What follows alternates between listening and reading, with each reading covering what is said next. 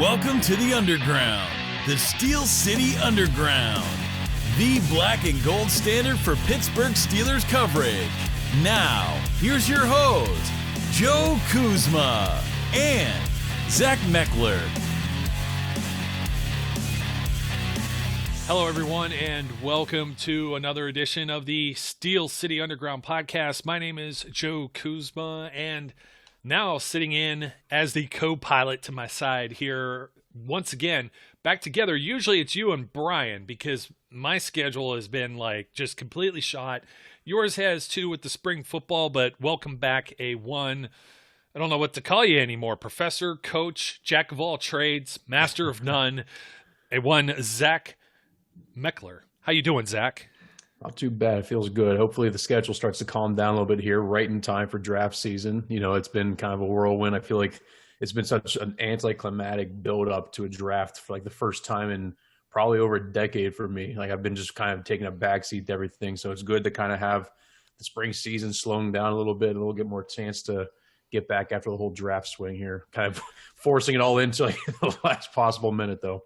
Yeah, we're going to see. Hey, I didn't tell you this, but right before we were hopping on, I hope I don't have a sugar crash, man, because I just ordered a bunch of candy. I don't know, man. I was feeling you ever just kind of get the jitters and, the whole blood sugar thing. So I just pounded a whole bunch of candy, and I might be more than jittery. I might be like Beavis, Beavis and Butthead or something like that. But yeah, we got a draft a week away now, and well, I got asked a question, and I thought, hey, that's a great topic for a podcast, aside from maybe us revealing all of our mock drafts, which, we were planning on doing, but Brian flaked out on us here. So if we could get him on the horn, we could do all three or get four of us on screen here. That'd be kind of cool. But someone had asked what, I don't know, my top 10 or the top 20, who would you want in the first round for the Steelers? And, well, I think we're going to do a little bit of both. We're going to go through some of the lists here of the prospects. We're going to do some positions here, and we're going to look at some names that could be there at pick 24, possibly even pick 55, because as we like to say, Draft Twitter has about 60 guys with a first-round grade. So, and it can't all go. There's only 32 picks. So I guess the easiest way to knock some of this out right out the gate is, despite whatever you see out there, quarterback. We're not going to talk quarterback. Steelers take a quarterback. How surprised would you be? That would be the one thing that would probably shock me here. There isn't a whole lot that's going to surprise me even with the first round pick or with this draft, but quarterback, bar none, would totally I'd be floored if they took a quarterback in this draft. I think it would really take a guy like Trevor Lawrence. 23 teams all of a sudden miraculously pass on him. The Chiefs might even trade up at that point and try to draft him behind Pat Mahomes and just do a bunch of two quarterback sets. If he was there by some miraculous work of whatever, it's not going to. And I think the whole thing with Justin Fields, people are holding on to that one little soundbite. We all know that Mike Tomlin is just a fan of football. He loves great players. He loves interacting and just picking the brain of players. His interactions with Justin Fields at OSU's Pro Day, I take that as just the head coach who's been in the league for 14 years, who just now got a 3-year extension, who's just kind of going through and just was like, hey, love you, man. We're just paying attention to you. That's all I take from that. Maybe one end down the road, but not now. I know. It's when you're talking about Clemson, Alabama, Ohio State, few other colleges we could toss in there, but always it seems like those three schools, maybe LSU, there's a few others you could toss in there that always seem to produce a lot of pro football players. So Mike Tomlin, Kevin Colbert, they're going to show up at these places. It isn't necessarily to scout the quarterbacks and part of their pro day. It's going to be looking at some of these other players, even the guys that didn't get drafted last year that ended up showing up. There's a few of those players that ended up getting a contract with the Steelers as well. So, but quarterback, we're not going to talk about it. I mean, if Justin Fields is somehow there at 24, I don't know what you do. And then that would be the thing that surprises me more than if the Steelers actually took him at 24, is that he would actually last the 24. Kyle Trask, guys like that and I don't see them in the first round. You're probably going to have something stupid and obscene like 4 or 5 quarterbacks in the top 10 to 15 picks. So, we're assuming the first 3 picks are going to be quarterbacks. Kyle Pitts, I'm going to go to tight end real quick here. Kyle Pitts will not be available. If he doesn't go top 6, that's a crime. Like, 100%. I don't know. Falcons at 4, Bengals at 5, Dolphins at 6. There's no way he gets past 6, in my opinion. No. So Steelers aren't moving up for him, and pretty much anyone else on the board. Sorry, Pat Freiermuth, you're not going to be the first round pick for the Pittsburgh Steelers. That would shock me as well. Wide receiver, maybe later in the draft, but we're talking first round, second round, third round. I don't see the Steelers looking at wide receiver or tight end in this draft. No. Or not at the beginning part of the draft. I should clarify here. We're talking about top overall pick. Maybe even you get that surprise second round pick like a Juju Smith-Schuster. Not seeing it. There's other needs we need to discuss. 100%. I think at receiver, I mean, you even look at just the body of who they've met with. They've met with a handful of receivers, but, in years past, they always seem to meet with like 6, 7 guys. And you're like, all right, they're taking one early. They've done it how many years in a row now where they've gone second round, third round. I really think that if they had the ability to take a guy on day 3, early day 3, I think they're going to. I mean, the Steelers never look to shy away from that, especially when you consider Juju's on a 1-year deal. James Washington's on the last year of his deal. I don't see him being re-signed. They're going to be in the market for another receiver. But I really think that when it's all said and done, this might be one of the few years we've seen under Colbert and over the last 21 years where they haven't drafted a receiver, just because I think that, maybe they just don't see it. But I wouldn't be surprised like a guy like Anthony Schwartz on day 3 would be a pick for them, but I'm not holding my breath. Hey, that wouldn't be so bad. I'd be curious where a lot of my mocks have been Amari Rodgers, but geez, I have no idea where he's going to go in the draft. You know what I mean? Somebody. I don't know how teams are evaluating him. I'm hot and cold on him too. There's some days I wake up and I'm like, that's a hell of a receiver. He'd be really great in the slot. And there's other days I wake up and I'm like, whatever. Yeah. I mean, he's graded all over. In fact, we're not the only ones saying this. NFL Network, all the talking heads and stuff. Peter Schrager's been saying it almost every day that I've had it on here in the background, and it's just like, he's like, I can't figure it out. Nobody can figure it out. You usually have a little bit of a feel, Yep. There might be some surprise. It's not going to be a long snapper, punter, or kicker. We don't have to go into those either. No. But I do have to say, I think I was doing the hand pose here, like, You do have to eat some words. They did bring Juju back, even though it was 1 year. They made it happen. That's what I'm saying. Like, I think I'm saying if they brought him back for 1 year and James Washington's on his last year, I'm saying I don't know. No, I was saying you said they probably weren't going to bring him back. Remember? You're right. So you're right. yeah. He went for less than I thought he would. I didn't think he would go for less or go for as much as he did. I didn't think he would do that. I really do think that if a good multi-year deal is out there for him, he would have left. But I mean, I'll eat my words. I was wrong. I've been saying it for months. I think all the way since the last draft.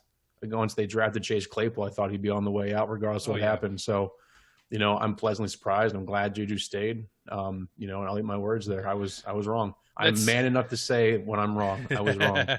Don't expect me to do the same thing. But I'll point it out. I'm not the kind of guy to say I told you so. Just I told you so. Hey, it's fine. You told me so. You told me so. That's fine. I was on the Juju bandwagon. You weren't on the. In all fairness, you weren't against bringing him back. It was just you're doing the bean counter stuff. Yeah, and I always welcome bringing Juju back. I never had a problem with it.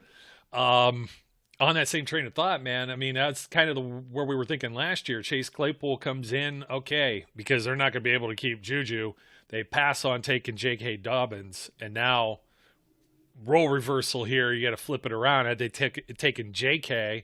and they kept Juju, they'd be sitting pretty right now. So we do have some positions to discuss on the offense.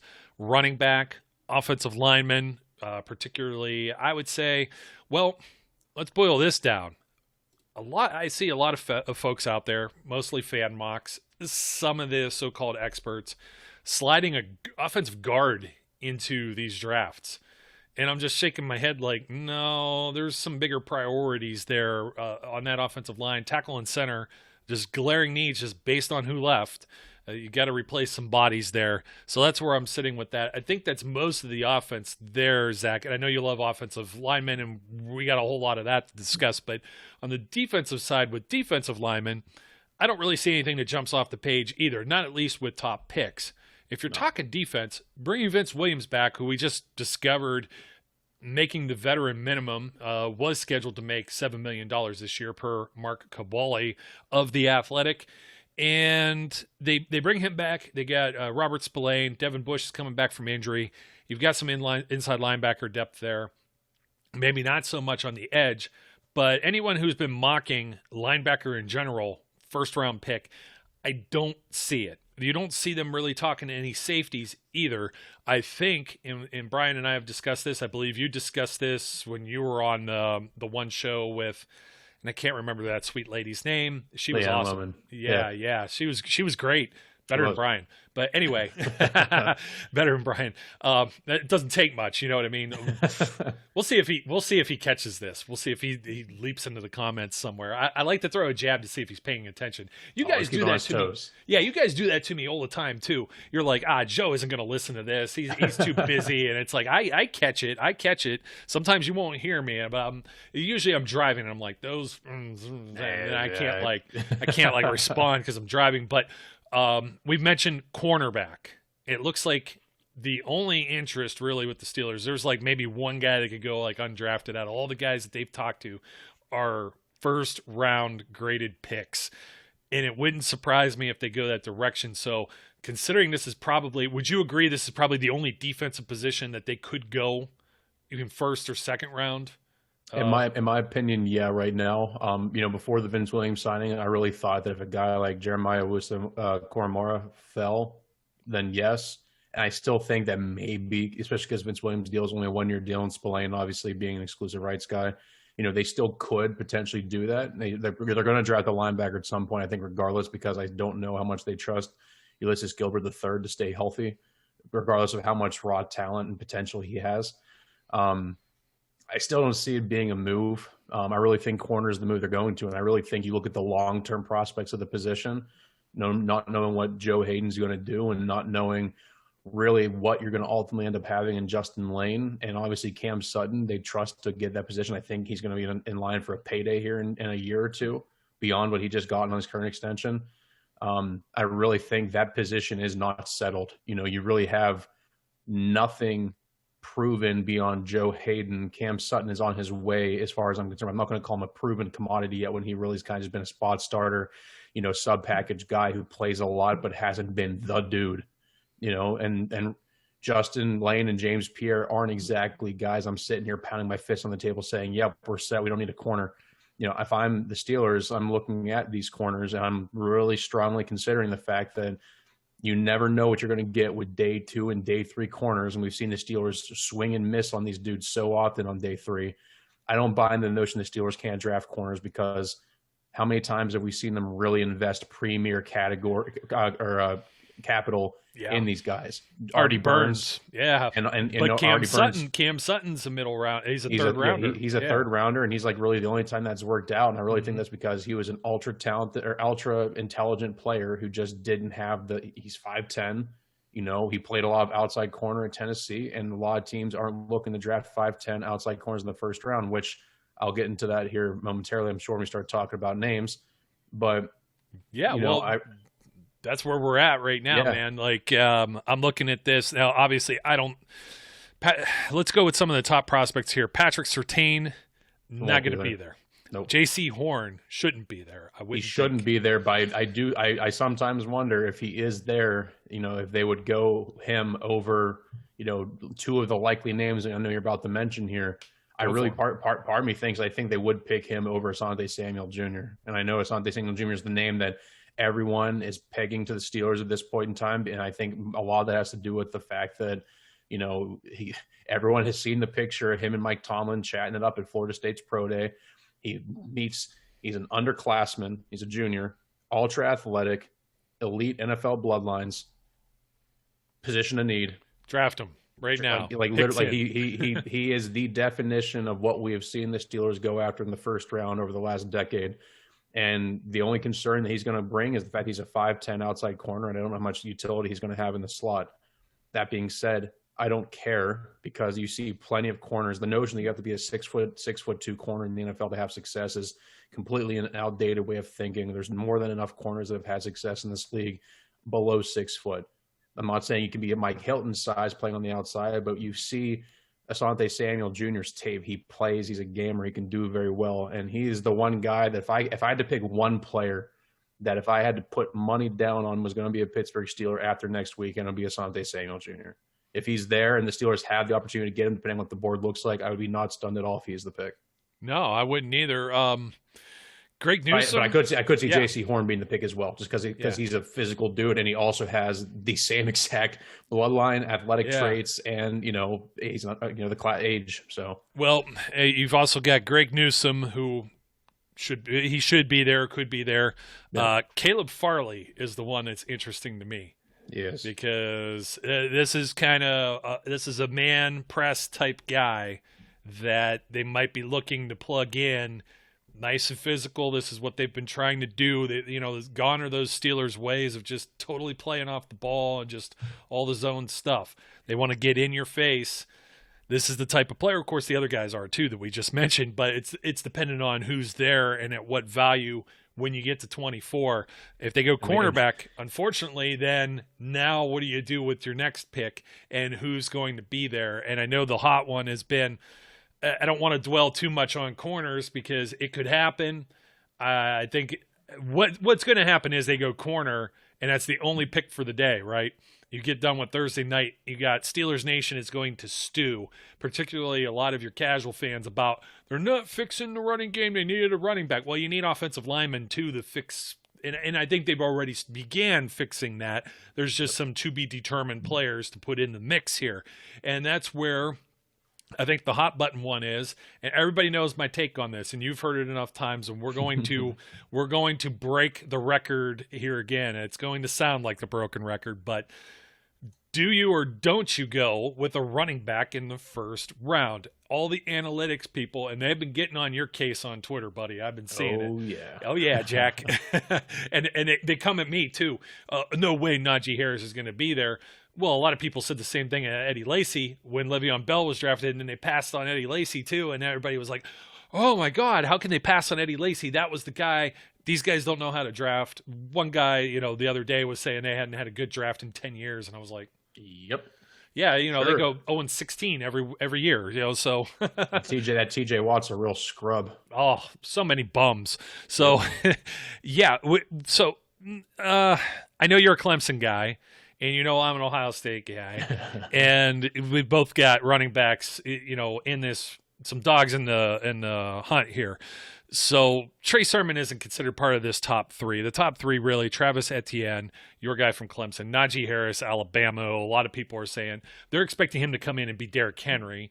Those are some lofty expectations. Possible? Sure, anything's possible, but geez, don't expect it right out the gate. I wouldn't even say that the rookie running back starting right away might not happen either. We don't know that. Depends, I guess, on who gets picked. Javonte Williams from North Carolina, who they really haven't talked to any. I don't think, have they really been involved or linked much with either of the North Carolina guys here? With Javonte Williams? I want to say Eddie Faulkner. Either Eddie Faulkner or some offensive staff member was at UNC's pro day for both of them. I want to say it was Eddie Faulkner, but other than that, they didn't have Tomlin, Colbert, Canada. None of those guys were there. Yeah, and I mean, hold on. Javonte Williams and Michael Carter, and then, of course, there's Trey Sermon and a few others here as you start to get a little later. Ramondre Stevenson, he's intriguing to me, from Oklahoma, and Kenneth Gainwell, who some are knocking size as far as he's like 5'10" or something too. So yeah, he's underweight. He's like 198. People are saying he's not big enough for him to play in the NFL or whatever. Well, you would think that Tomlin and company, that they want a guy. They've always been a bell cow type of running back preference when it comes to the offense. They don't do anything by committee, so it's going to be one guy who gets the extreme amount of workload there. But you said something I want to rewind back to real quick that's very important, and I'm not going to steal your thunder, and I hadn't mentioned this yet, so it is all of yours to explain to the world here. position coaches, general manager, head coach, offensive coordinator attending these pro days. When they send the farm, they're probably interested in a specific someone and getting a lot of eyeballs on it.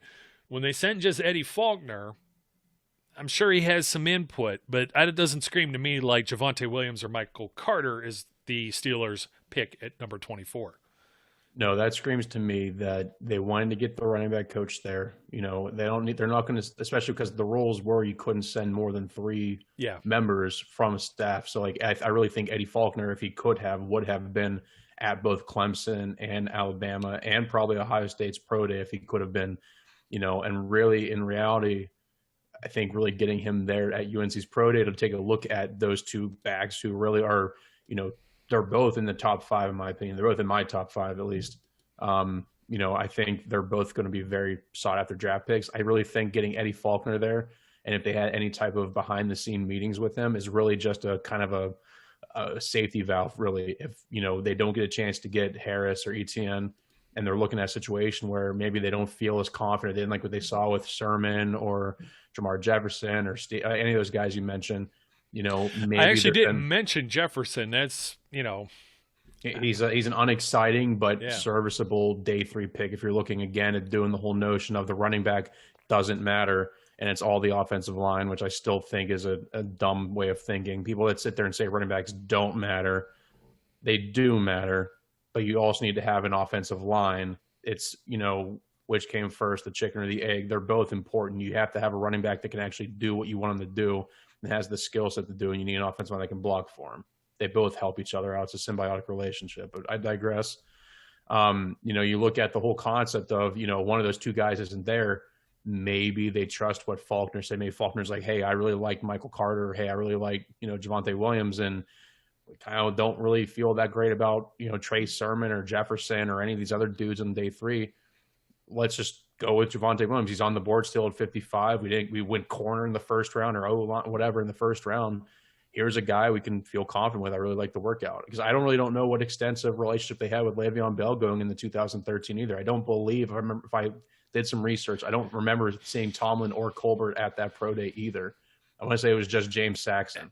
He was one of the 30 visits, though. When they was one of the 30 visits. Yeah, he was one of those 30 visit. I don't think he was. I don't know that he was the wine and dine guy, though. You know, he was. You know, that wasn't that far ahead. And now I'm trying to think. Going back, was that the Jarvis Jones draft? Yeah, it was 2013. Yes, it was. Yep. Jarvis Jones was the wine and dine guy. Yes. But Bell was still kind of the surprise. And then a lot of people felt he needed to get in better shape. You know, he was more of a bulkier guy at Michigan. And that's Javonte Williams. Javonte Williams is a bulky guy. Yeah, so they got him on the diet program. I mean, he was already good his rookie season. That was the 0-4 start when it took 3 games. They finally got him on the field out in London when they played the Vikings. And you finally got to see what he looked like. But he was hurt to start, you know, that year, and he got a slow start. But then, you know, year 2 or beyond, look out. And speaking of, here's a guy, he's still sitting out there collecting dust, which is kind of interesting to me as well. So it's how the mighty have fallen, but I'm not interested. I digress. Don't tell the other Zach that. I see him as a guy that's probably going to get snagged up here once the draft is over, and teams that wanted to run back and didn't get one, it's like, yeah, we'll throw him $1 million. Hopefully it's one. Yeah, hopefully it's one of those teams like the Jets, the Dolphins, or like the Jaguars that just be nice. Don't miss out on Najee and Travis. Yeah, and that's kind of where I'm thinking too. It's like the unfortunate thing is those teams have like several picks, so they can just be like, okay, we picked this position, like Oprah, you know, giving everything out. Mm-hmm. It's maybe they go there. That's the thing that scares me most, and they obviously have a need anywhere you look. Even though the Dolphins have like Myles Gaskin, as you say, they'll improve on something like that. But the analytics folks, I think, might be okay. Now, Trey Sermon, I get the hot cold thing, the tape, how things look different. He had a monster, you know, Big Ten championship, and the whole postseason was just huge. I mean, he looked like he was like the second coming of Eddie George in that Ohio State backfield. You get more of a bruiser with like Stevenson. I guess Gainwell would be more like Bell, but maybe a little smaller. So he's the opposite. He needs to eat a cheeseburger, right? And you were saying Jamar Jefferson, if they go to like a zone run scheme, maybe he fits in a little better there. I know some people like Chubb Hubbard and stuff like that.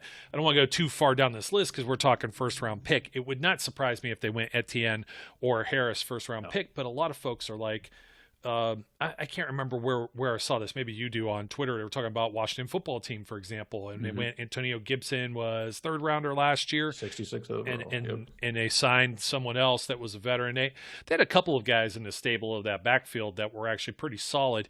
But I always like to point out too, you replace a guy that went like third or fourth overall, like Ezekiel Elliott, seventh overall, Christian McCaffrey. You get like Tony Pollard or Mike Davis to go in there, and they seem to carry the torch pretty well. Now, I understand it's like spot duty. We've seen Benny Snell pick up a couple 100-yard games too. Does that mean he's necessarily the man? I don't know. You can't really say that, but that's where I think some of the line of thought with the system gets into play. A lot of other places, the system is we're just going to use as many folks as we got. New England, it's like it's nothing to see like four running backs have about the same share of carries in a season. We've seen teams get to the Super Bowl like the Eagles or the Falcons also by committee.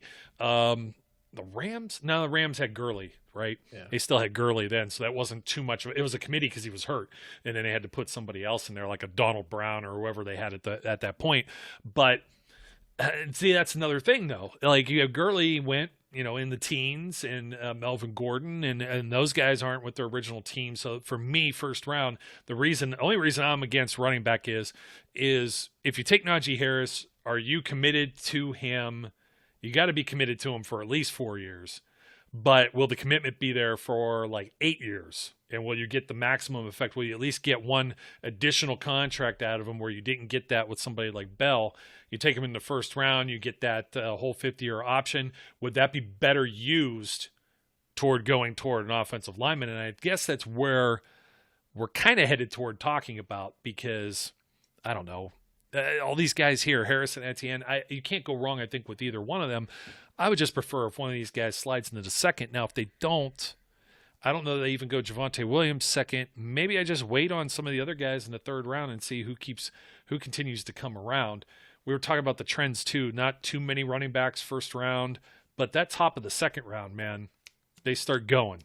They disappear pretty quick. By 55, you could have all three of them off the board. That's what makes me nervous. That's why I put out another mock draft. Or did I put it out yet? I was writing it though, and I slid all my picks up. I took my tackle pick and moved it back. So I guess that's where I'd prefer initially to go is tackle. But why is that? Because we probably don't feel that any of the centers are a first round pick this year. And I know that they're already mocking. I saw somebody just do it earlier. Landon Dickerson to the Steelers at 24.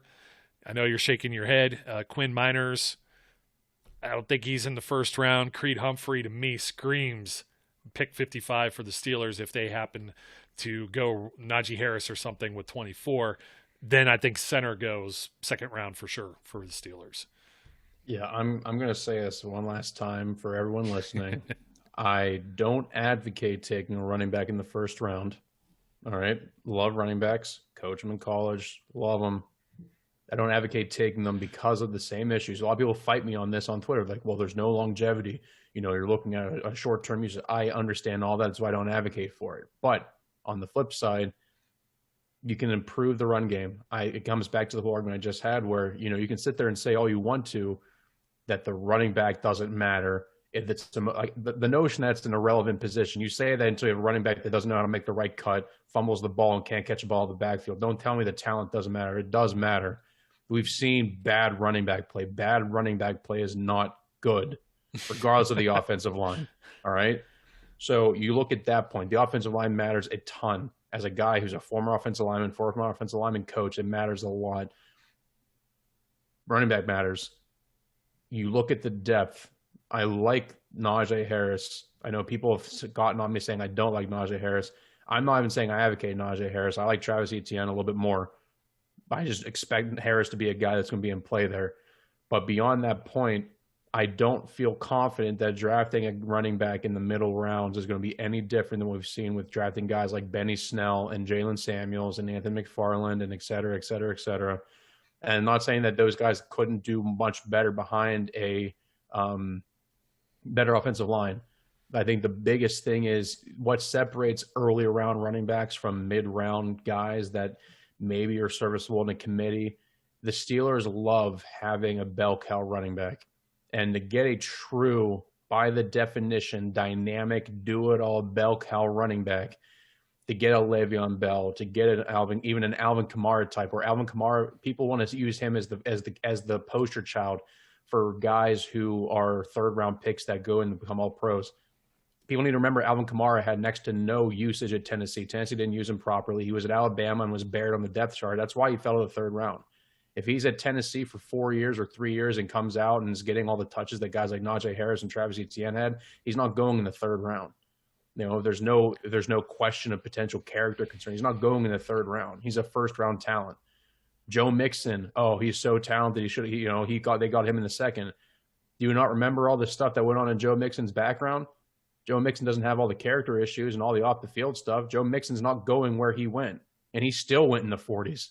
So running backs, if you want to get that dynamic running back, look at all of the best running backs that we've seen in the NFL over the last couple of years. They've been in that 1 to 40 range. And you can make the argument that, the Steelers should maybe trade back from 24. This isn't Madden. You can't just go and force a trade and let it happen. Like, it takes two to tango. And when you trade back, you also seem to forget that there's other teams that now have the opportunity to select the player. There might be a player that had no intention of drafting a Najee Harris or a Travis Etienne because they thought he'd be gone. All of a sudden, they want a running back. They might not be their top position of need, but they're like, well, we're sitting here at 28 or 29, whatever team that may be. And they're like, we got a chance to get this dude. We didn't think he'd be here. And they pull the trigger on him, and all of a sudden you trade it back and you miss out on both the dudes you wanted because you want to get more capital. Fans don't think that stuff through. Think about it, though. The teams that are drafting late are the teams that were more successful and probably have fewer needs. That's exactly why Kansas City took Clyde Edwards-Helaire last year. They're like, well, we can do whatever the hell we want to do. We just won the Super Bowl, and let's take a guy that we think can help us. And was he the dude? No, but they didn't need him to be the dude. And next year he's probably going to be a much better, more useful running back for him because he's an extra year, and he's going to be the guy, no questions asked. Well, you're making some of my point here because we were talking round two, top of round two, you come full circle now back to the teams that weren't very good and have a whole lot of needs. And maybe they've already secured one of those. So I was going through, you may have seen this the other day, the rushing leaders in the NFL by yards. Last season, Derrick Henry was a second-round pick, 45th overall. Delvin Cook was a second-round pick, 41 overall. Jonathan Taylor last year, round 2, pick 41 as well, same spot as Cook from the year before that. Aaron Jones is the anomaly, 5th round. A lot of talent around him, maybe. Maybe he's just, again, one of these guys like an Antonio Brown or a Tom Brady that's an exception to the rule. You always have those guys. Yeah. That's why I hate, there's always going to be a dude that just randomly appears on day 3 and just becomes the guy that everybody missed on. That doesn't make him the rule. He's the exception. Okay. David Montgomery, round 3, pick 73. James Robinson, Jacksonville Jaguars, was an undrafted rookie last year. That's the FCS bias. That's an FCS byproduct. That has nothing to do with the fact you can find him there. He was the best runner in FCS last year or 2 years ago. Nick Chubb, second round, pick 35, which is kind of absurd because if I look at the rest of his class, he was like maybe the 4th guy who went. I'll pull that up in a second too. Josh Jacobs was a first rounder at pick 24, exactly where the Steelers are selecting to the Oakland Raiders. Lamar Jackson, contrary to prior belief, he is a quarterback, not a running back, so we don't even put that in here. And then Melvin Gordon, first round, pick 15, but he's like the only guy really. Is he the only guy on here? Well, I guess Derrick Henry just got another contract. Aaron Jones is getting another contract. Most of these guys aren't on second contracts, though, until you start getting into the next tier where you got Ezekiel Elliott. Yeah, he was a first rounder. Rojo, second rounder, pick 38.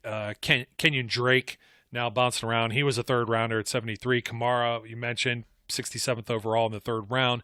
Miles Sanders, round 253. Kareem Hunt is another guy, round 3.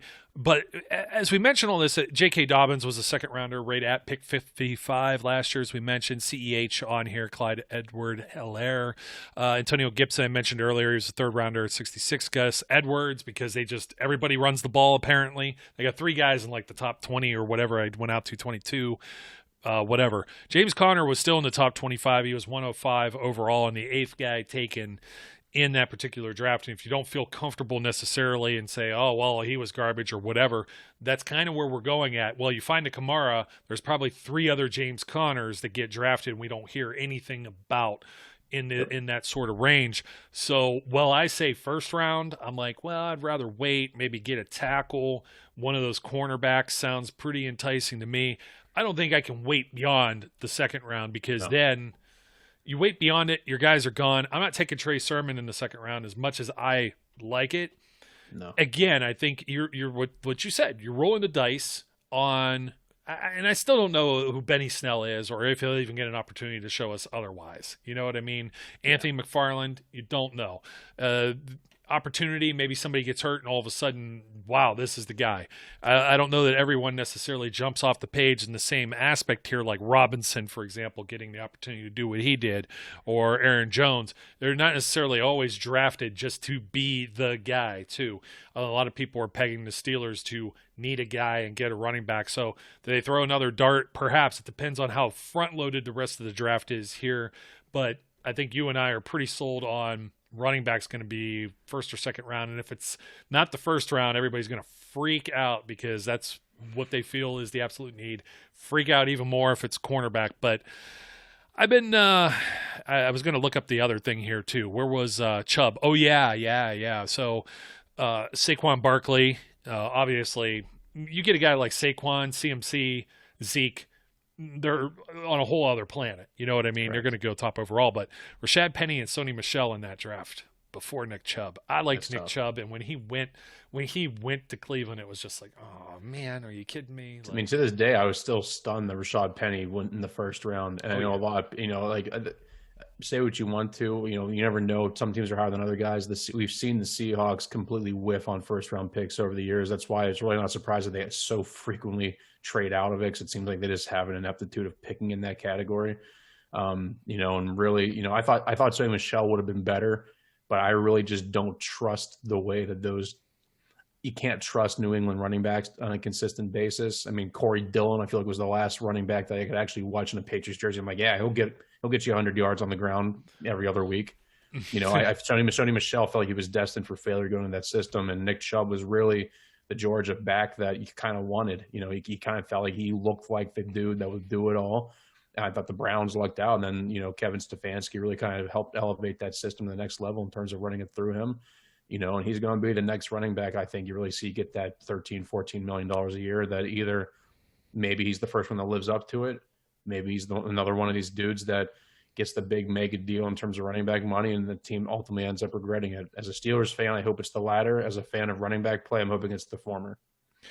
I'm glad you brought up Corey Dillon. That came up just the other day on TV too, and they were talking about the trade. I'd forgotten about it, but he'd failed to get at least 1,000 yards rushing for the first time in his career. He was already at Cincinnati. He was there 7 years.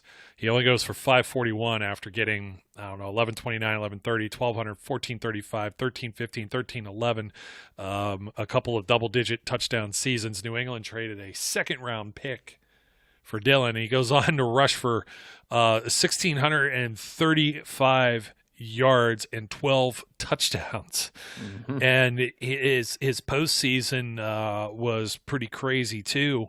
The guy would catch the ball out of the backfield, not a ton, but just enough. But he was 12 touchdowns, 13 touchdowns. They didn't use him nearly as much as that first year in New England, but 733 and 812. He ran for 11,000 yards in his 10-year career. I wish there was somebody like that. The Steelers, I don't know that I'd want them to blow a second-round pick on a 7-year veteran running back. And I don't know if that's still even possible with some of the players that are out there right now. These guys just, it doesn't seem like it's the same era anymore. You get like a younger running back. He's either stuffed into a committee or he's the bell cow. You burn him out, and then say la vie, we're on to the next guy. It doesn't seem like a lot of people are anchored to a particular back. And the only reason I think they're really like the Titans are anchored to, let's say, Derrick Henry is because he didn't get the start right out the gate there. They still had DeMarco Murray. They had that money from DeMarco Murray invested initially. And then they were even toying around with Dion Lewis down there, coming back to New England, and who made him, look like $1 million, and he got a nice little payday. So, that would be great. I think where we all want to go with this, we did talk center just briefly, but we think center's a little later. We've been banging the drum on tackle, offensive tackle specifically. There's some guys that should not be there at 24. Panay Sewell, number 1 overall. Shouldn't be there. Rashawn Slater should not be there. Shouldn't be there as much as I love him to be there. Won't Christian Darrisaw. Probably won't be there. I don't think so. Probably not. Tevin Jenkins. That's my guy. That's my pick. Should be there. I'd be stunned if he was the pick, but he should be there. Yeah, and projected with right tackle. So if you've heard this the same way as me, it's stuck in my brain from wherever I heard it. Mike Tomlin had made some mention of Zach Banner being in the mix as a left tackle. So they may be looking at somebody at right tackle. Does that mean they move Chooks over to compete for that position again with the same guy as last year? I think this is something too. Let me go through the rest of these names, and then we're going to talk a little strategy here as far as if you get one of these guys, then how do things shift around here for the Steelers? So Alex Leatherwood. I think he's in. I think he's quietly in play, to be honest with you. The only reason I don't think he's in play is because I just can't convince myself they're going to take a tackle in the first round, because until I see Colbert prove me wrong, it's been 30 years since they've taken a tackle in the first round. But at the same time, it was the same way with corner, and then they ultimately ended up doing with Artie Burns. Maybe this year they change it. I just, in my mind, think it's a deep class. They won't do it, but that's a different podcast. Hey, the last few offensive linemen that they've taken with a first-round pick, David DeCastro, Marquise Pouncey, Alan Faneca. Interior. Stone Forsythe. No. I haven't seen anything linked. No connection. Liam Eichenberg. In the first, it's tough. It depends on how these tackles go. Like if we see a run on tackles, like if teams, it's going to be one of two things in my opinion. There's going to be a run on tackles because everybody wants to get their tackle because of this class, or teams are going to be like, no, there's plenty of tackles. Let's hold off and wait and dudes start falling. Liam Eichenberg's kind of in that random middle ground where, a team might love him more than another team. You see him go early, because I really do believe the notion that you could take the top 10 tackles in this class, and every team in the NFL has them ranked differently. Oh yeah, I'm sure there's teams out there that don't even have Sewell as the top tackle. So Liam Eichenberg, I think, would be an interesting prospect. I like him a lot, especially as a left tackle. I think he'd be a very intriguing prospect. I would like him more in the second round. I don't know if he's there. Yeah, and it's funny you said the top 10, because I was going to name the next 3 and say, well, that's the top 10. How many can go in the first round? Sam Cosmi. And, of course, this top 10 is all subjective. This is the NFL.com grades. I'm just going directly down their list. So you go to Pro Football Focus, Pro Football Network, any of these other sites. Different. They're all over the place. And we mentioned one the other day, one of your favorites, and I'll get to him because he's actually 11th on this list. So Sam Cosmi, Dylan Raduns, Spencer Brown, okay? So you've got those guys in there. And then Jalen Moore is the next one, and I know that's one of your favorites out of Western Michigan. There's also Walker Little from Stanford, Brady Christensen, BYU. Let me see, Josh Ball, Marshall, Jalen Mayfield from Michigan. Oh, man, did I have this right? Jalen Moore? Maybe it was Jalen Mayfield. Jalen Mayfield. That was your guy. I'm sorry, but Jalen Mayfield's all the way down here, like the 15th or 16th He's tumbling. He's tumbling. I've been apparently, from what I've gathered, and I don't always put investment in this because I sometimes think the media blows us up. Apparently, his pre-draft process behind the scenes has been horrendous, in terms of interviews, in terms of how he's tested at Michigan's pro day. Because he went from being what I thought would have been a very surefire first-round pick to now there's some projections having him fall to the third round. And if he's doing that probably behind the scenes, who knows if the Steelers even want to take a flyer on a guy like that. But again, that very well could just be hearsay. Third round flyer with that talent, and maybe it's a risk you're willing to take, especially when you have your starters at the minimum in Chooks and Banner. But again, that's also hearsay. It all could be fluff. It could be a smoke show, and he ends up going, in the top top 30, top 40. Who the hell knows? But Well, I really, he's a talented player, no doubt. again, I'll pull out the Gil Brandt quote once again. The Godfather of football says it's National Liars Month. Exactly. I either trust everything or I trust nothing in this window leading into the draft, because everything's either a bunch of smoke and there's nothing but a fan at the end of it, or there's a complete wildfire on the other end of it. You never know which one to believe. That said, I rattled off about 15, 16 names here, and there's several others. You can keep going. You're starting to go down. There's some MAC players or something like a Tommy Doyle, for example, out of Miami or something like that. Robert Hainsey, Notre Dame. Some other guys I think they talked to or looked at. Dan Moore Jr., Texas A&M. Carson Green from the same. And I thought there was one other. But regardless, it seems pretty deep. Myself, I think they double dip. I think they might look at 2 tackles. They're going to get somebody with one of those first 3 picks and maybe spend the 6th rounder or one of the 7th if they don't trade one of those for collateral, or trade up and move somewhere else. You never know. They could trade a pick from 2021. We believe they'll have at least 2 compensatory picks, having lost Bud Dupree and Mike Hilton. Seems like both of those guys should be in the top 32 free agents when it comes to figuring that out. So who knows? They might like somebody enough this year to maybe use something that they feel they'll have as collateral later on, move up, move back into a round, something like that.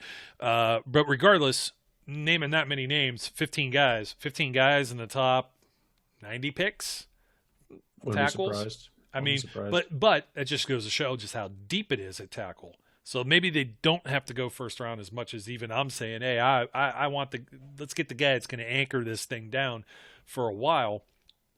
And there's several of them that could come in and just do that. So yep.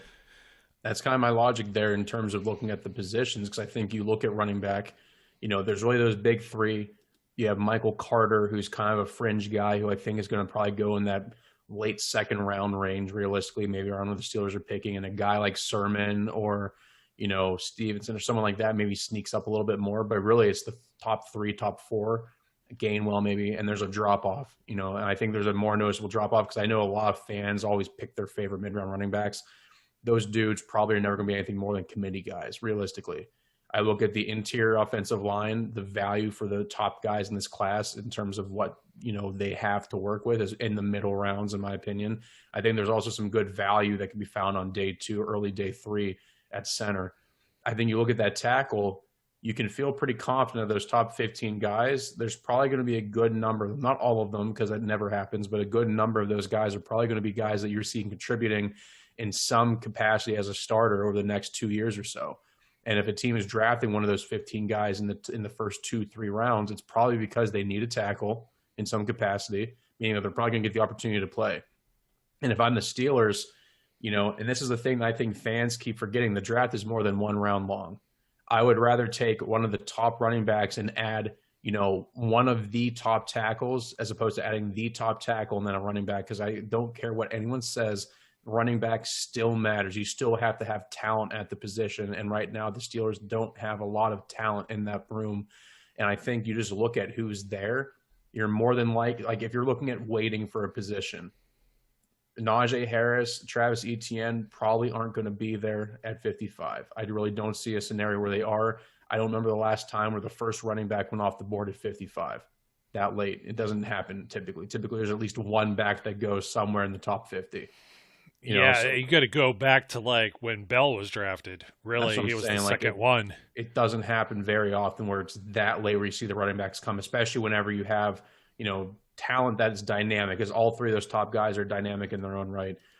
So I think that means you have the opportunity to get a guy like Alex Leatherwood, like Liam Eichenberg, or like Dylan Radnuz, or I always butcher the last name, from North Dakota State, and Spencer Brown. I'm telling you right now, I really do believe that the smoke with those fires connected to the Steelers are real.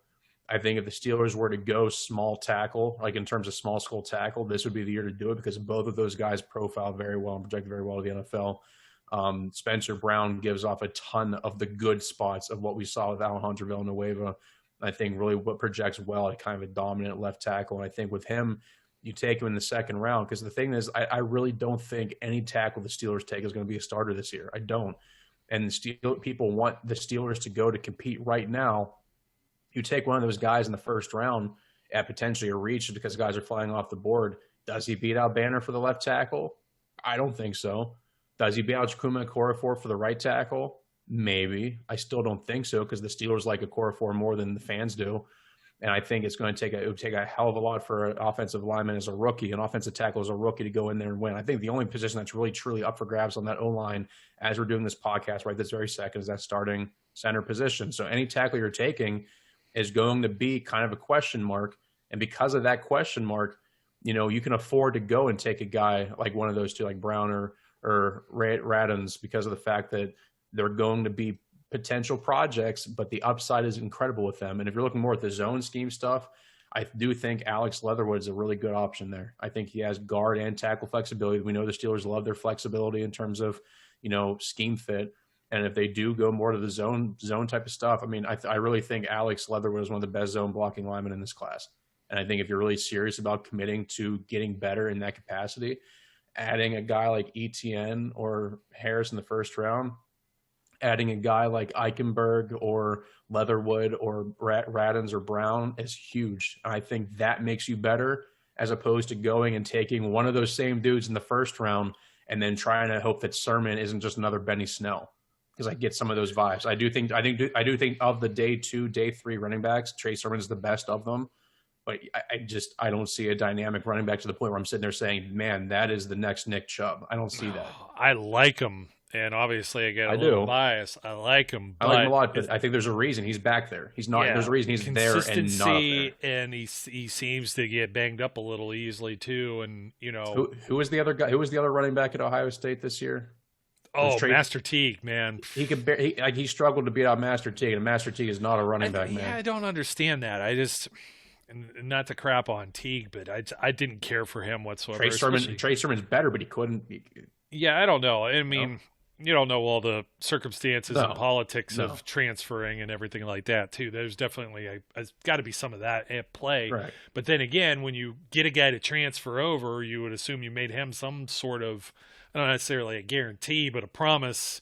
Especially from a program like Oklahoma, where we've seen running backs come out and have plenty of success, Yeah. Which Stevenson still kind of intrigues me too, but again, you don't know. It's kind of a crapshoot. I kind of like your train of thought here, and I'm going to get back. Well, I got two things in my mind here going at the same time. I can't figure out which one's going to be the priority before we put a bow on this. I guess the one is, let's say you go running back in the first round. You're talking tackle second round. 3 centers in the top 100, likely 3 centers before 87 for the Steelers' third-round pick. I don't know. I think there might be one of them might be there. I think Dickerson and Humphrey are both gone. I think some team takes a shot on Dickerson and says, forget the red flag medical. I mean, if he even had a red flag, I don't know if he's been flagged by any teams or not. And, they just say, screw the medical history. Let's give this guy a shot because talent-wise, I do think he's a better player overall than Humphrey. I think Humphrey's the safer option. I think both, if they stay healthy, will have productive NFL careers. And I think because of that, both are going to be gone. And also, in my mind, I think some team takes a shot on Dickerson. My gut just tells me some team takes a shot on him before anyone expects it. And if those guys start going early, Quinn Miners is not going to last. Some of these other guys, Meyer from Ohio State, he's not going to last. Those guys are going to go much earlier than anyone would have expected them to go. Yeah, but here's my thing. And this is like the same thing with the running backs. At least the folks that are out there commenting could start to nudge me toward running back as a first-round pick. It's not nudging me that more than 3 centers go in the top 100. It's just totally against most of the trends, especially for a class that's not that strong. No. I don't know that a team is going to reach that far. I was trying to see who all has a strong need for that position too. The Cardinals did, but they got their guy here during the offseason. Trying to see where else we might be here. Chiefs maybe. I mean, they may have the luxury of being able to do something like that. They may have some other needs as well. Let's see here. They had him listed as tackle as well. I'm actually looking at the Draft Network here because it was the quickest list to come up. I'm trying to see. No one's going to just straight out list center here, so I'm looking for interior offensive linemen. the Rams, but they also have tackle, tight end, linebacker, and edge. Tight end's still interesting. We just weren't talking the earlier picks. I think the Steelers do look at a tight end at some point. It's just a matter of when, because they have an obvious gap there on the depth chart for that. Steelers are listed here, Texans are listed, and the Vikings. And I would have to look at interior. Yeah, I mean, the Texans, I think, jumps out. They just let their guy go, didn't they? One of them. And I'm trying to think who the Vikings have as a starter there, but the Vikings tackle also a need for their Riley Reiff also just, left there. So I'm sure they're looking to maybe replace him as well.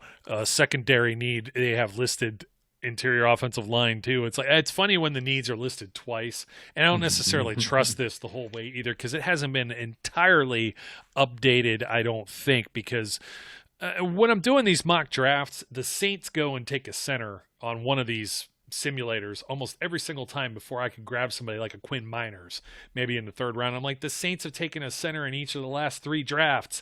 I don't see them doing it one more time and making it Probably 4 not. In a row. It Probably just it took Cesar Ruiz last year, and I forget who they took the year before. The other guy was like a 6th or 7th round pick, but still, they the cupboards should be full unless you just keep swinging and missing on getting centers, which could be possible too. But I'm just playing the numbers games and some of the trends and just thinking, I'm even thinking the Steelers could try and slide up round 2 or round 3. I don't know what it might cost them, but it might be a possibility they jump in front of one of these other teams. I would think the Seahawks myself might be in the ballpark for a center also, because one of the guys I was looking at this offseason was Ethan Posick, and they didn't even have him penciled in as a potential starter last year. That's why they went out and signed B.J. Finney, who didn't really end up doing anything with them, got traded to the Bengals, and is now back with the Steelers. Everyone has penciled B.J. Finney in directly, or directedly, as my mom might say, to start at center. And I don't know that that's necessarily the case, but nobody, I think, is giving him any credence as maybe being the left guard.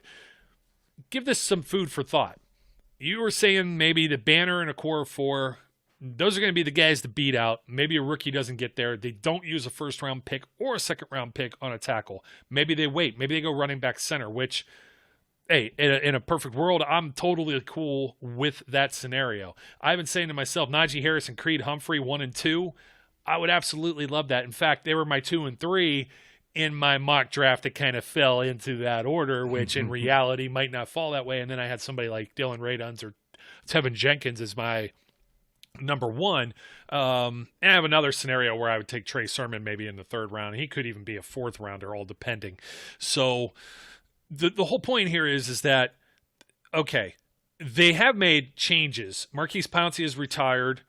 If you look at the offensive line from like 2 years ago, 3 years ago, no more Marcus Gilbert, no more Ramon Foster, no more Alejandro Villanueva, no more Marquise Pouncey, no more Matt Filer. So you've wiped out the center, left guard, and left tackle. Banner did earn a starting position as the right tackle last year, being told that he's more than likely going to be in play for left tackle. But a lot of people are just penciling in Finney as the center and Kevin Dotson as your left guard. And for some reason, I have this just strong gut feeling that Kevin Dotson is meant to be David DeCastro's successor. Do they screw around and put him in as the left guard? I get he'd be a mauler. You put him in there with like Jenkins and they grab somebody like Humphrey too. Man, you're talking about an offensive line and, paving the road for any type of running back that they might pick. That would probably help even a Trey Sermon or somebody, Kenneth Gainwell, somebody that can be had day 3 and beyond. However, I don't know if the Steelers would go that particular route. I guess it depends on who they get as a center and how they compete in training camp and if they could be a starter. So where do Dotson and Finney fall? What are your opinions on this? Because for me, this is just 100% conjecture. I'm pulling this from my own brain and my own opinions, my own thoughts here. But immediately everyone's just of the idea that Dotson's just going to go right in there. And for me, the Steelers were kind of like, whoa, Nelly. They just didn't leave him in there as a starter, even though I thought he did great. Okay. But they still pulled him out and put somebody else in that spot when that certain somebody else was healthy. So I think maybe there's still some hesitation. Maybe there's some things on film maybe we don't see that the Steelers have expectations of that maybe he's hadn't been doing yet, etc. You know what I mean? He's just not up to that grade. Maybe they're waiting for a very specific time and period to use him. I'm just saying, maybe just don't pencil them in immediately as the de facto starters. Even if you do, it's still a change from last year. Is it a change for the better or for the worse? We don't know. They haven't played any games yet. Yeah, I do like Dotson a lot. Again, I don't like rumors and speculation. You know, you hear some things early on in the season about how he was kind of clashing with just the vibe of the room, you know, in terms of his personality, you know, in terms of whatever. And obviously, he's an infectious personality. Fans love him. I love him. You know, but I think at the end of the day, there was a kind of learning curve there, you know, and I remember he was one of the most enjoyable of the rookies I went through and did my scouting reports for after the draft last year. He was a very enjoyable guy to do it for. You know, there was a lot of good stuff on tape that kind of made you feel like this guy could be a dude. And I do think he's going to be a player for them. I do think still his best fit will be right guard. I wouldn't be surprised if he ended up shifting over on that side. I don't know if it's this year, but I very think whenever David DeCastro does leave and Kevin Dotson's still inevitably on the roster, I could see him very well shifting over to that right spot where I think he's probably more of a natural fit anyway. You know, but I do think that the only reason I kind of have an issue with Finney not being the center as the roster is right now, and I think if the Steelers don't come out with the draft with the center, I don't think they're going to be sitting there upset because I do think that Finney, albeit an unspectacular player, I think he still is a serviceable player, and I think that they would look to probably add another free agent. My only thing is if you have him play left guard, that means J.C. Hassenauer is playing center. And I would rather, Humphrey or anybody that we were talking about earlier. I would take just about anybody, and that's no knock on J.C. Hassenauer. I'm sure he's a fantastic human being, but I can't watch him. I can't watch that center play transfer. There was just a lot of just questionable things, just lack of oomph. And I do think there's some centers like I know Hill from Georgia in the mid rounds. He's the dude I always target because I do think the Steelers' interest, he met with the Steelers. I think there is interest there. And I think he's a guy that kind of slips through the cracks here because he has some flaws, but I do think he's a higher upside. He's at day one, in my opinion, better than Hassenauer. And I think realistically could push Finney, he could push Finney if Finney were to kind of struggle there or they just look to upgrade him. You know, I think he's a guy that isn't going to come with the same pomp and circumstance that Dickerson, Humphrey, or Miners have, but he's going to be a guy that you could very well have on the third day that comes in there and competes. Because center, as important as center is on the offensive line, and I had a follower on Twitter tell me the one time that center is the least important position on the offensive line, and I ended the conversation right there because clearly the individual had no idea what he was talking about. Mute and or block. I'm like, I'm not having this conversation. While center is a position that is extraordinarily important, that is the one position on the offensive line that I feel like you can consistently find talent in the middle rounds. Obviously, you find a guy like Travis Frederick or Marquise Pouncey is a whole different level. When there isn't one in that class, I don't really know how much of a difference there is between getting a guy like Hill or a guy like Humphrey or Dickerson. Obviously, they're the two better talents, but Hill might be the better value. And Hill might also go earlier than you expect. Like, he's a mauler. You know, if the Steelers are serious again about improving their run game, he's a guy you can get. But they have to do something to address center. I know I mentioned if they don't get one, I think they can live with Finney as center for a year. But, like, I don't think they want to. I really think they brought in Finney, and that is more of an indictment of the fact they needed somebody that they could trust. I think them bringing in Finney as opposed to somebody else just waiting for the draft shows what they think about Hassenauer. And if they draft someone, Hassenauer's spot on the roster is basically gone. He's a practice squad player, but he's gone. And I think the Steelers need to improve that. And I just think Dotson gives you the best bet at left guard for the time being. I do think, you mentioned guard earlier, there is one guard prospect that wouldn't surprise me. It wouldn't surprise me at all if they went after a guy like Wyatt Davis, you know, another OSU guy for you. They talked to him and Jack Anderson from Texas Tech. So those are the two guards that were on the list too. Yeah, they talked to him. They were at his pro day. He meets the requirements, and he's a good fit in his own scheme. He's a dark horse candidate that I think could very easily sneak in there, and I wouldn't be surprised if he was a guy that they were interested in the first or second round if one of those interior guys that they want isn't there. because eventually, like right now, really, there's no guards on the roster I'm sitting here jumping up and down for other than Dawson and DeCastro, and I don't know how long DeCastro is going to play for. Hopefully, we see if your and my theory that we've had for a while now with the injuries is correct, and he comes back to his Pro Bowl, All-Pro form next year, or if he just genuinely is getting ready to have the wheels fall off and the Steelers are looking to get younger at the position in a year. Guard could be a position just like tackle where they take somebody unexpected and say, hey, next year, 2022, you're the guy, come in here and earn it. And part of me keeps thinking that's going to be the case. And I want to touch on one more thing, going back to the double dip. Maybe they double dip and take a guard and center and don't even look at a tackle. I don't think they come out of this draft without a tackle, but I do think there's some guys like Dan Moore as the one late round guy I'm looking at. He seems like a fit there. He's a project that I think they could mold in there. And one thing I think without all of this, and this is kind of a long tangent here, the one thing I think needs to be at least looked at, I do think Adrian Clem will be an improvement as offensive line coach, that no matter who they bring in, you're going to see dividends. I don't think it's a coincidence these players are talking highly about him. Former players, former guys he's worked with all speak highly of him. And I just think you look at the energy of the room that he's going to bring, I think it's going to be better than what we saw with Sean Surratt. And I think he is going to help improve this line. I think you're going to see a lot of growth from guys like Banner, like a Okorafor, like even Dotson, or whoever they bring in there, because they're going to draft an offensive lineman. I think they're going to draft one early. I don't see them waiting until day 3 to take their first lineman.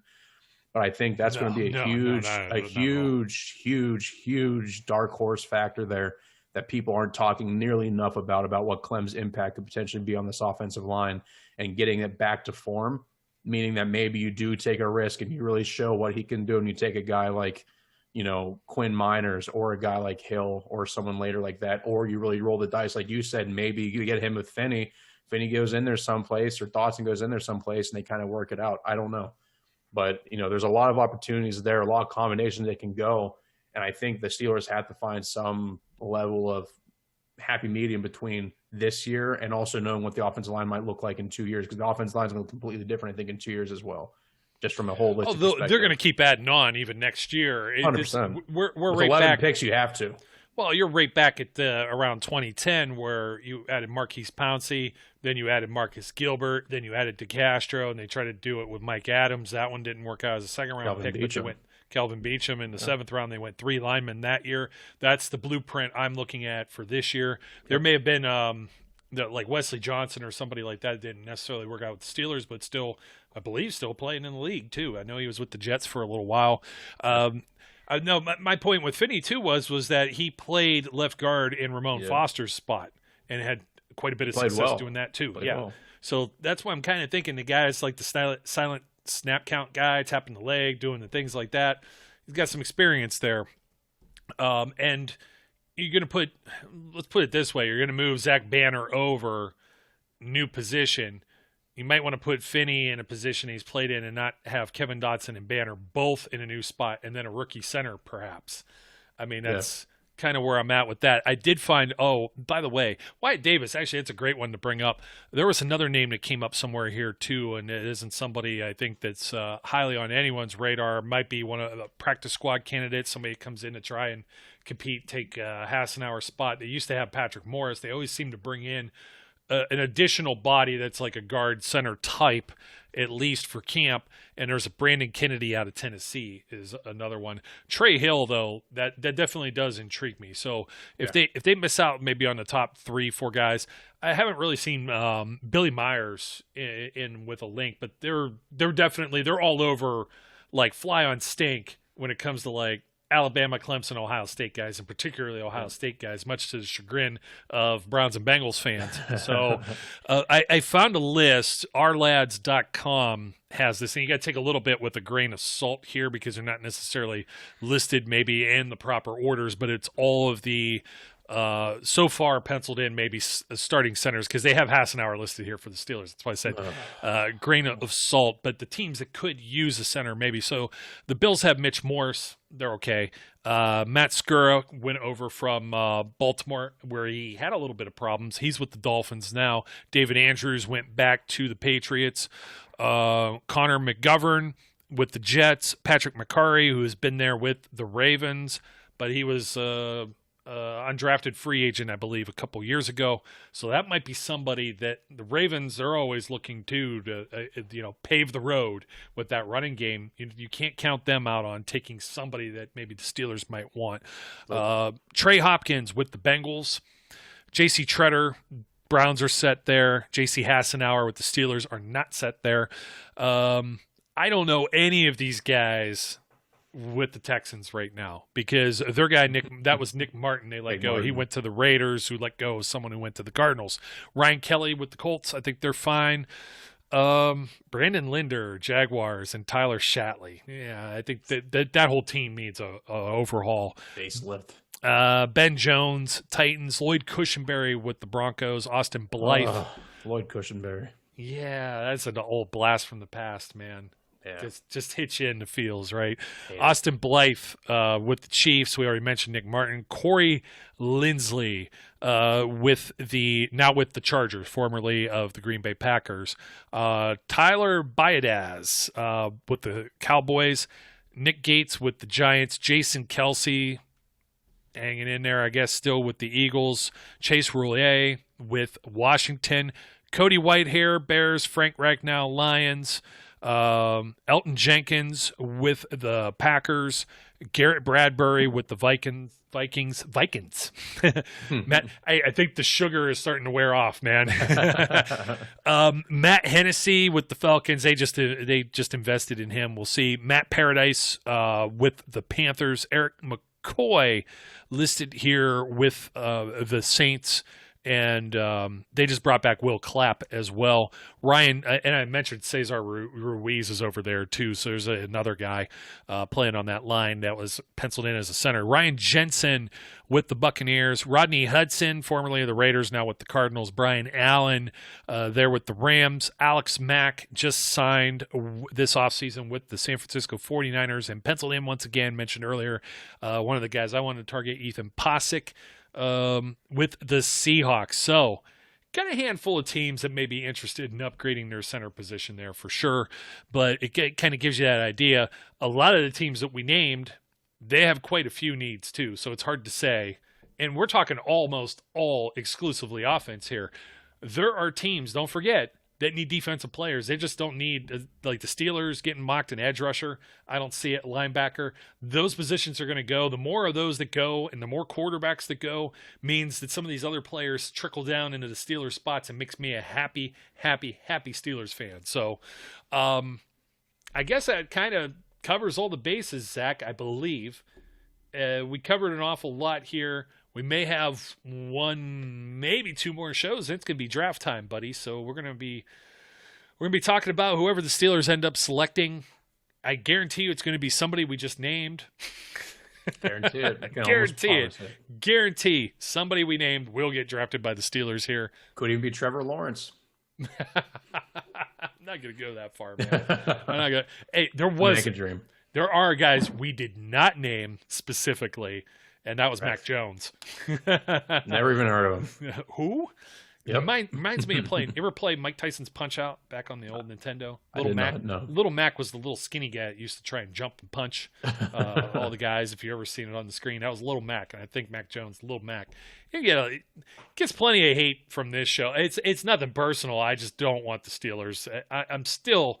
Correct. Totally against quarterback right now, especially bringing Josh Dobbs back. I mean, you got 4 guys on the roster, and depending on what happens this year, Ben could be back. Rudolph could even be back. Haskins could be back. Any of these guys could be back. Exactly. So, I mean, it's just not. It's not worth talking about. No, wasting my breath again on it. And most of these guys that get taken at the quarterback position are going to bust anyways. It's just. That's just way of life. When the Steelers are finally in that rotation and throwing their darts, then so be it. I hope they're in a spot where they could maybe they could do like the Cardinals did, and they swing and miss one year and then go right back and get another guy with their first-round pick. Maybe the Dolphins do. You never know. Yeah, I mean, who knows what Tua is going to end up being, and who knows what they think about Tua, because it seems like sometimes it's hit and miss. So look at the Jets, man. Sam Darnold. I mean, the Jets. Talk about a long drought. Who's the last solid guy they drafted that's been a quarterback for them? You got to go back to Chad Pennington, I want to say. I mean, you're going to say Mark Sanchez wasn't elite?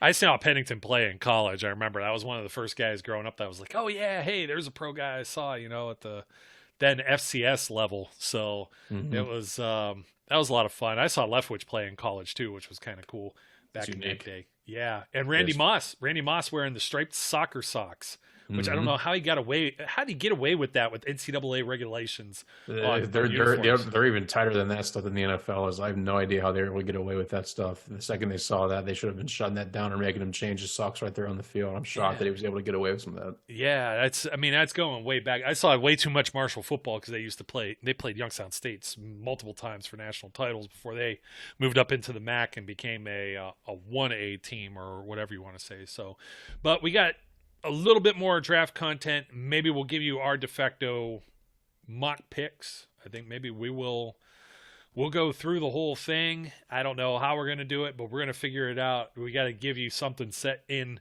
stone here. So, Zach, thanks for joining me once again, man. It's been a while, and when it's been a while, you and I can talk forever about football. Yeah, so thanks for having me on here, man. It's been great. And just a reminder, everybody out there, running backs are people too. And just get used to the fact that Najee Harris and Travis Etienne are probably going to be Steelers after this is all over. You know what? Stop this now. Now, see, it was always the offensive linemen are people too. Offensive linemen are sexy.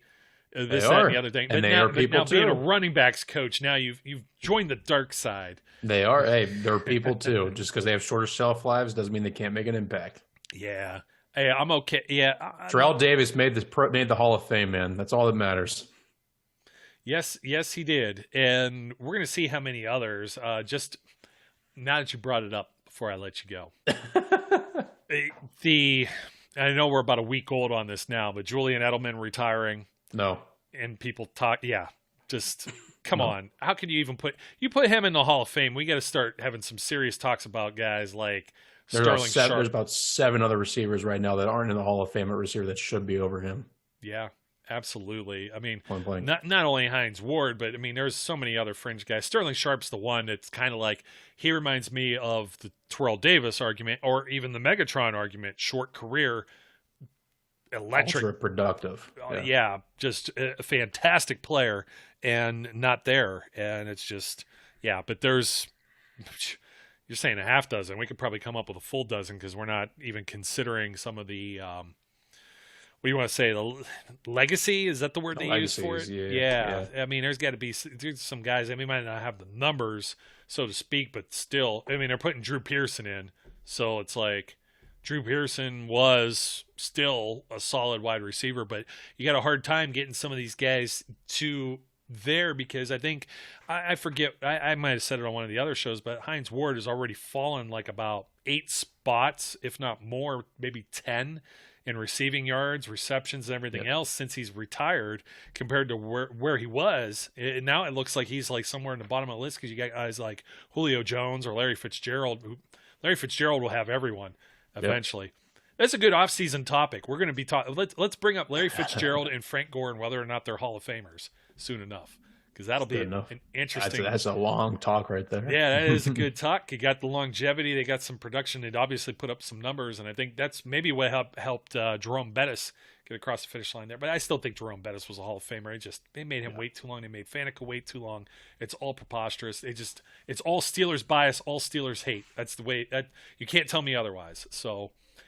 We'll see if they get their next guy. And, there was one more one. I brought this up with Brian. I don't think I said this earlier on this show, but you remember when we were looking at the 2008 Super Bowl team, the Super Bowl 43 team and that offensive line? It was like Willie Colon, Max Starks, Darnell Stapleton. Chris Comiato. Yeah, Comiato and Justin Hartwig.